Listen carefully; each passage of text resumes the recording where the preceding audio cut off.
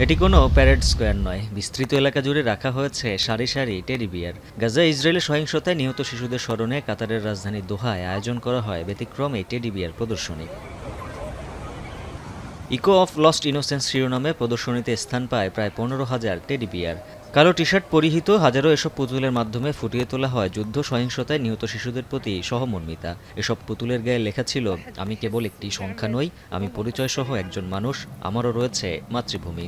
এমন আয়োজনে মন কেড়েছে সবার।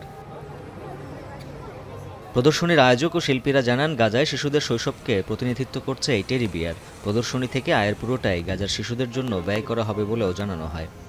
لها علاقة بالبراءة والطفولة ومتفق عليها عالميا دينيا ثقافيا اجتماعيا حتى كمان، وعشان هيك أنا استخدمتها اليوم بهالقطعة الفنية. والاسمنت بيرمز للدمار.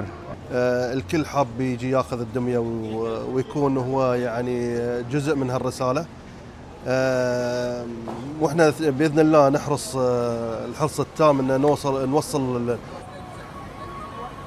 দর্শনার্থীরা জানান, গাজার শিশু ও তরুণদের প্রতি সহমর্মিতা জানাতেই প্রদর্শনীতে এসেছেন তারা। পুতুল দেখার পাশাপাশি পরিবারের ছোট শিশুদের জন্য টেডি বিয়ার কিনে নিয়ে যাচ্ছেন অনেকেই।